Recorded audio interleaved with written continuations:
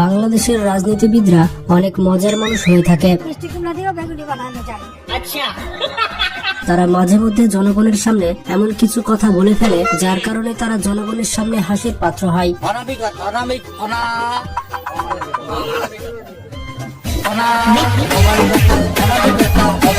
যেমন এই লিস্টে মাননীয় প্রধানমন্ত্রী শেখ হাসিনা, সাবেক প্রধানমন্ত্রী খালেদা জিয়া এবং ওবায়দুল কাদেরের এমন কিছু বক্তব্য রয়েছে যেগুলো শোনার পর আপনি কোনোভাবেই আপনার হাসি থামাতে পারবেন না। তো যারা অনেকদিন ধরে মন খুলে হাসেননি তারা ঝটপট বসে যান ভিডিওটি শেষ পর্যন্ত দেখার জন্য। রোজা রেখে বউকে গালি দিলে রোজা ভেঙে যাবে কি?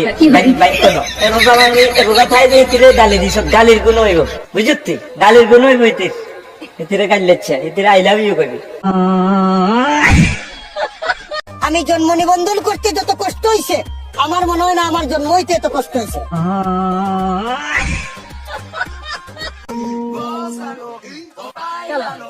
এটা কি হলো? আমার কথাটা তো আমার শোনা দেখে চেক করে গেল। আমার মতো একটা শিক্ষিত লোককে আমার আইডিয়া গেল। আমি এখন কি করি?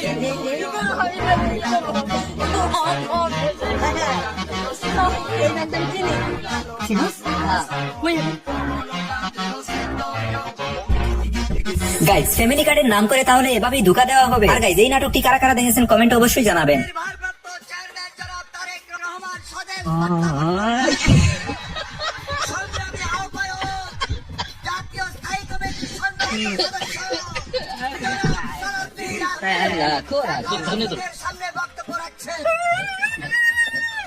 না গাইস, এটা কেমন ধরনের অপমান? দেশ নেতার সাথে কাজটা একদমই ঠিক হয়। এদিকে দেশ নেতার আরেকটি ভুলভাল ডায়লগ শুনুন। কেউ যায় দিল্লি, কেউ যায় পিন্ডি, কিন্তু বিএনপি রয়ে গিয়েছে এই দেশে, এই দেশের মানুষের পাশে।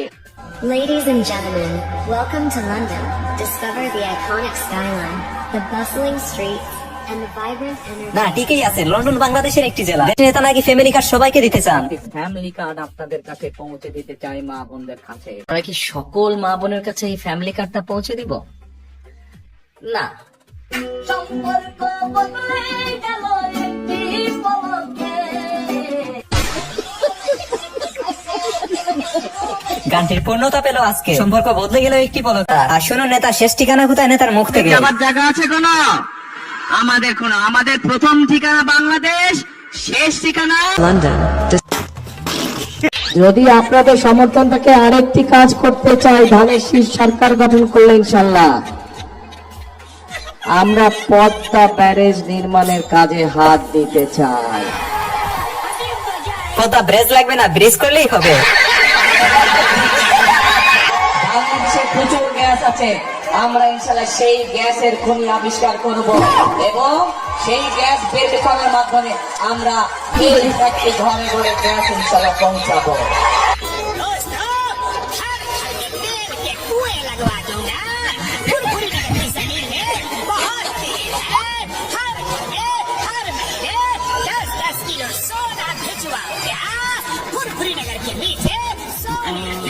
Same same but different. এদিকে নাসিরউদ্দিন পাটোয়ারি কাকে মিন করে মুনাজাত করছেন? আল্লাহ, যারা ইঞ্জিনিয়ারিং করেছে, আল্লাহ তুমি পৃথিবীতে তাদের দৃষ্টান্তমূলক শাস্তি দাও।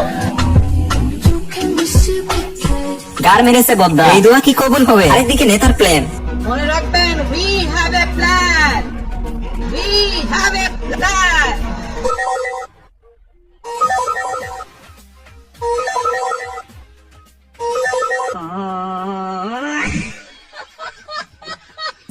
এলাকার সব হাম্বা গায়ে, এটাই তাহলে নেতার প্ল্যান। আরেকটি পরিকল্পনা শুনুন। আমরা 25 কোটি গাছ আমরা রোপণ করতে চাই, বছরে 4 থেকে 5 কোটি গাছ।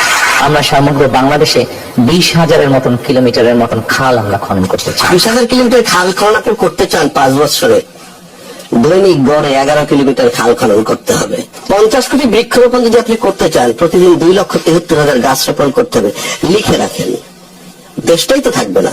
20,000 কিলোমিটার খাল খনন করলে সব নদী, আর 50 কোটি বৃক্ষরোপণ করে রাখেন, তো দেশের ল্যান্ড থাকে কিনা? এই অমানবিকতা, অমানবিক জীবাটি এমন। এই ব্যক্তি কোনোভাবে অমানবিকতা শব্দটি উচ্চারণ করতে পারছে না। এত বড় একজন ব্যক্তি এই শব্দটুকু উচ্চারণ করতে পারছে না। অমানবিকতা।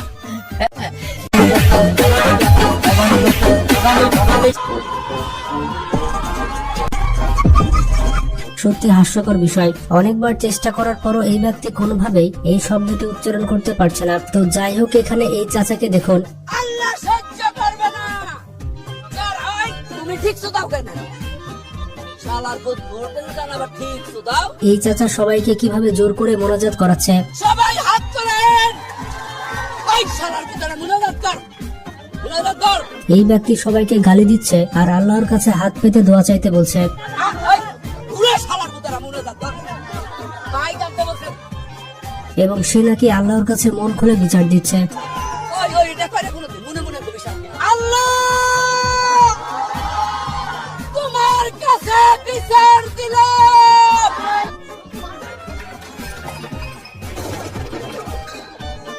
তো যাই হোক, এবার এই ভদ্র মহিলাকে দেখুন। মাননীয় পটুয়াখালী তৃতীয় তিনি সংসদে দাঁড়িয়ে ঠিক মতো পড়তে পারছেন না। 1320 মেগাওয়াট ক্ষমতার বিদ্যুৎ কেন্দ্র স্থাপনে। আমার মনে হয় তিনি সঠিকভাবে রিডিং করাটাই শিখেননি। শেখ কামাল, শেখ জামাল ও শেখ রাসেল। তার এমন বক্তব্য শুনে সংসদের সবাই অবাক হয়ে গিয়েছে। সেতু মন্ত্রীর পূর্তি কৃতজ্ঞতা।